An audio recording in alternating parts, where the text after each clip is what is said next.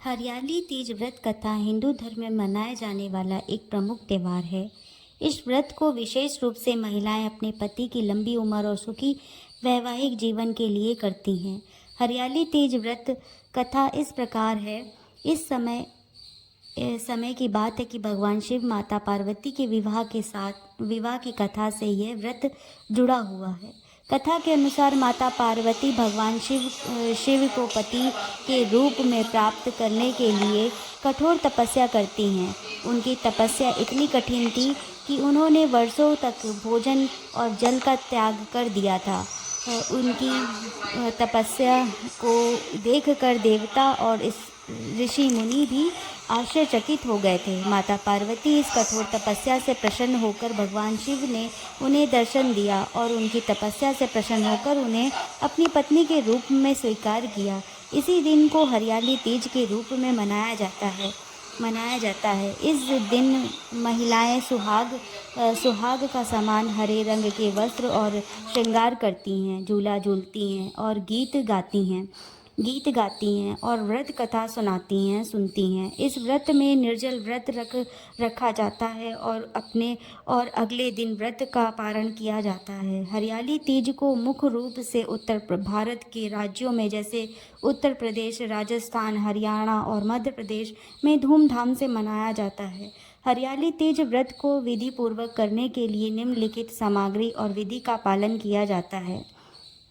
व्रत करने की विधि के लिए सबसे पहले पंचामृत, दूध, दही, घी, शहद और शक्कर का मिश्रण, फल, मिठाई, ताजे फल, मिठाइयाँ जैसे लड्डू, पेड़ा आदि, चूड़ियाँ, बिंदी, मेहंदी, काजल, सिंदूर आदि, धूप दीप, रुई की बत्तियाँ, घी, तेल, पानी का कलश, पवित्र से जल भरा हुआ पूजन थाल, रोली मोली, चावल, हल्दी, कुमकुम, पान, सुपारी, नारियल।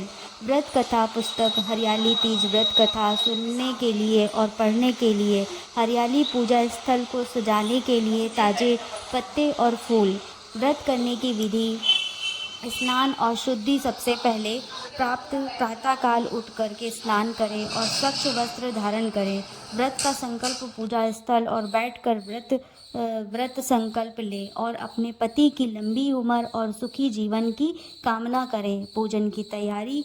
पूजन की सभी सामग्री को एकत्रित करें और पूजा स्थल को सजाएं। कलश स्थापना। पवित्र जल से भरे कलश को पूजा स्थल पर स्थापित करें। सुहाग का सामान पूजा थाल में रखें और धूप दीप जलाएं।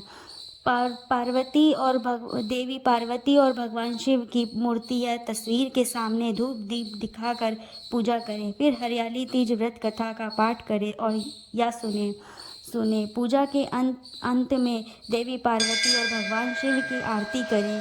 झूला झूलना। हरियाली तीज के विशेष उत्सव में महिलाएं झूला झूलती हैं, गीत गाती हैं और नाचती हैं। व्रत रखने वाली महिलाएं निर्जल व्रत रखती हैं और अगले दिन व्रत का पालन करती हैं। पारण करने के समय फल, मिठाइयाँ और पंचामृत का सेवन किया जाता है। हरियाली तीज व्रत को श्रद्धा और विधि पूर्वक करने के लिए वैवाहिक जीवन में सुख, शांति और समृद्धि की प्राप्ति होती है। हरियाली तीज व्रत कथा हार्दिक शुभकामनाएं। इस व्रत कथा को पूरा ज़रूर सुनिएगा क्योंकि अधूरी व्रत कथा सुनने से दोष लगता है, इसलिए चैनल को लाइक, शेयर, सब्सक्राइब ज़रूर करिएगा।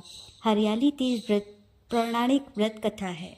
भगवान शिव ने पार्वती जी को उनके पूर्व जन्म के बारे में याद दिलाने के लिए ये कथा सुनाई थी। हरियाली तीज व्रत कथा इस प्रकार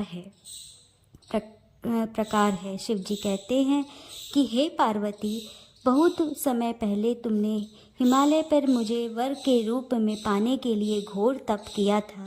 इस दौरान तुमने अन्न जल त्याग कर सूखे पत्ते चबाकर दिन व्यतीत किए थे। किसी भी मौसम की परवाह किए बिना तुमने निरंतर तप किया। तुम्हारी इस स्थिति को देखकर तुम्हारे पिता बहुत दुखी थे। ऐसी स्थिति में नारद जी तुम्हारे घर पधारे। जब तुम्हारे पिता ने नारद जी से उनके आगमन का कारण पूछा तो नारद जी बोले कि हे गिरिराज, मैं भगवान विष्णु के भेजने पर आया हूँ। आपकी कन्या की ओर तपस्या से प्रसन्न होकर वह उससे विवाह करना चाहते हैं। इस बारे में मैं भी आपकी राय जानना चाहता हूँ। नारद जी की बात सुनकर पर्वतराज अति प्रसन्नता के साथ बोले, हे नारद जी, यदि स्वयं भगवान विष्णु मेरी कन्या से विवाह करना चाहते हैं तो इससे बड़ी कोई बात नहीं हो सकती। मैं इस विवाह के लिए तैयार हूँ। फिर शिव जी पार्वती जी से कहते हैं कि तुम्हारे पिता की स्वीकृति पाकर नारद जी विष्णु जी के पास गए और यह शुभ समाचार सुनाया। लेकिन जब तुम्हें इस विवाह के बारे में पता चला तो तुम्हें बहुत दुख हुआ। तुम मुझे यानी कैलाशपति शिव को मन से अपना पति मान चुकी थी। तुमने अपने व्याकुल मन की बात अपनी सहेली को बताई।